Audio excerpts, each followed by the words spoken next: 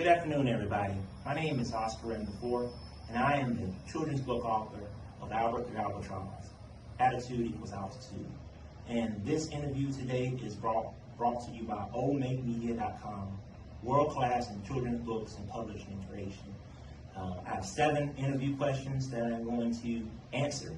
I'm so excited to be a part of this journey to reach new listeners, to inspire new kids to believe in the power of positive attitude. So let's get this underway. First question, tell us about your book. Well, Albert the Albatross is a motivational book. It's about believing in the power of a positive attitude. The only thing you have control over in your life is the way you respond to situations. And we respond to situations by our emotions, whether we interpret the world positively or negatively. And in this case, we want to always be on the positive end of our response. My book here, as you can see, is narrated through the eyes of one of the largest birds in the world. This is called an albatross. An albatross has a wingspan of about over 7 feet. All right, so that's pretty wide. Right, so they catch a lot of wind under those wings. And what Albert's doing, he's traveling around the world, meeting different animals. We get to see how he interacts with them, what he thinks, what they do. But most importantly, we learn lessons about respect, treating others fairly, working hard, doing your best. No matter how hard it is, never giving up, and always seeing the positive in everything. All right, because there's gratitude in attitude. And there's gratitude in being alive and being able to impact other people positively. So that will be my response to that. All right. So let's talk about question number 2. Why did you want to write this story? We all have dreams, right? No matter how old you are. You may have had a dream to be a basketball player.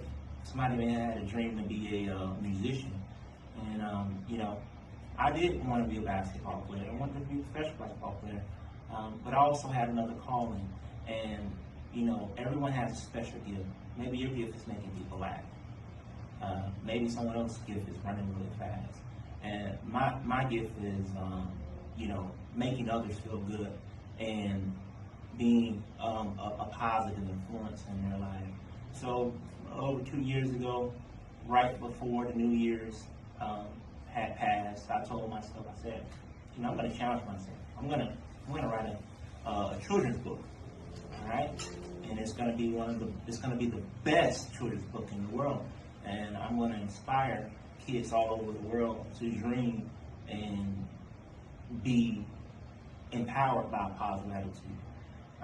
So it took me over 4 months, and here you have it. You see that Albert is flying tall, and he is one of the most beautiful birds you'll ever see in your life.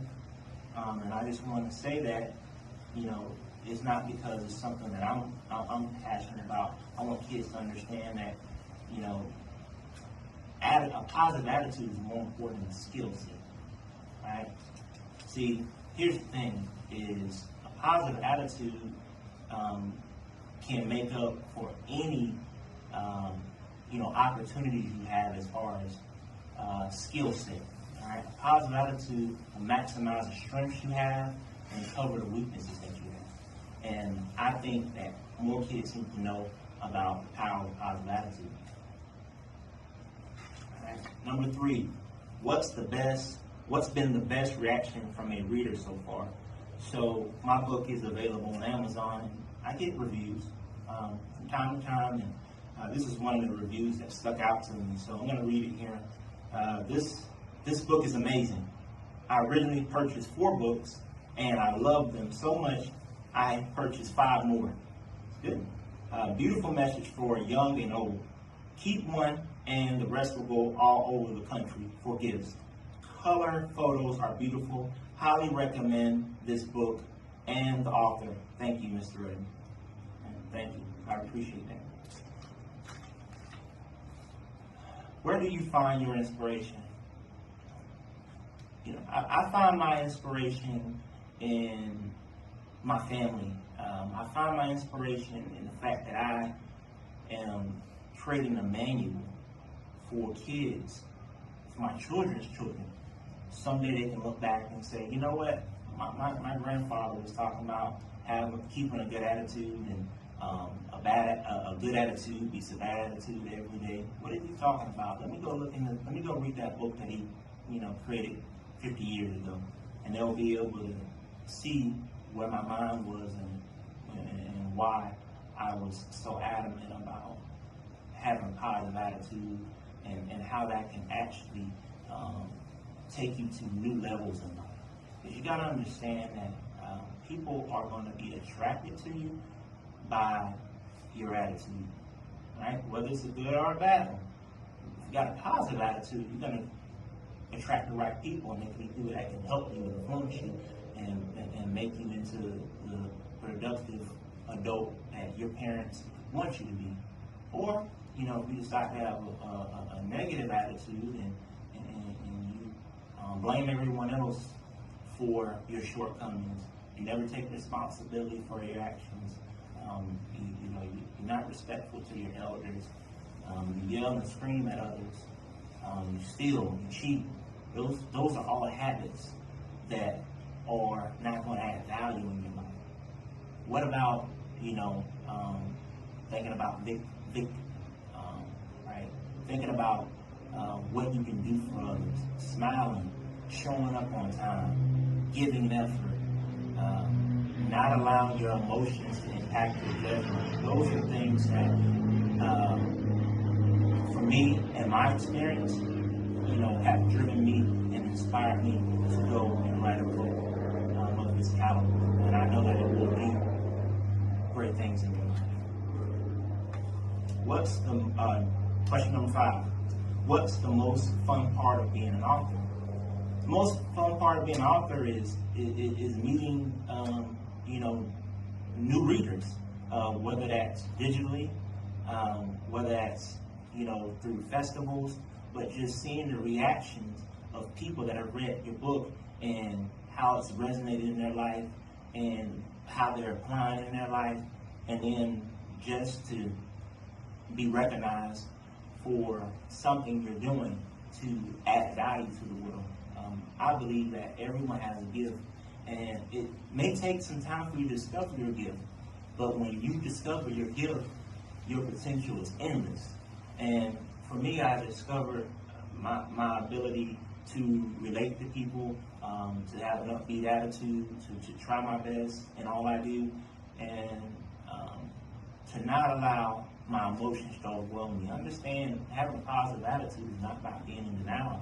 It's not about saying I'm okay when you're not okay. It's about addressing that and then making the choice, responding to that adversity in a positive way so that you can leverage that, right? Somebody once told me, if you can't get control of your emotions, somebody else will use them against you. And I'm not going to allow anyone to use my emotions against me. I'm going to be vigilant, and my sense of awareness is going to be up. So this is more about what this book is about, increasing your sense of awareness and the way you're responding to challenges and circumstances in your life. There will be challenges and circumstances, but you always get the choice on how you respond to those. And that is more why I've written this book. I think, if we can get our kids, our future generation on board early with this belief system, because that's what I call it, it's a belief system, the better off our generation is going to be. Right? So, I mean, it's amazing, meeting people that are inspired by my work. That is the most fun part of my passion. Right? This is a passion for me. It's not a job, it's a passion. All right, number 6. What's your tip for parents to encourage reading, or a fun book or reading related activities parents can do with their kids? I'm going to first say that, reading is fundamental. Reading is also like finding your shoe size, right? You ever been to the store and tried on a shoe and it was too tight, it was too big, or maybe you put on a shoe and after walking in a few minutes it started to hurt. I think that's the same thing with books. We have to find out what kids like, right? You like animals. As a parent, I would look into books that pertain to animals. If your child likes sharks, I would look into books that talk about sharks but still have that, message that they need in order to, be productive citizens in life. But I really think that also parents, have to ensure that they're reading with their kids. A good time will be right before bed, reading a story, or reading maybe for like just 6 minutes, reading for 10 minutes a day with your kids. Those are things that you can do because you think about it, you're doing that throughout the week, it adds up, right? So you're splitting these things into chunks and allowing kids to get their time in with reading, because your mind is like a muscle. You got to work it out. And so just think about this. Imagine if you were starting out exercising, right? And you had never exercised before. You would take it easy and build up. As you build up your repetition, in a sense of reading, you read more. You continue to read more, add on and add on and add on. But I really just think parents need to, one, read with their kids daily.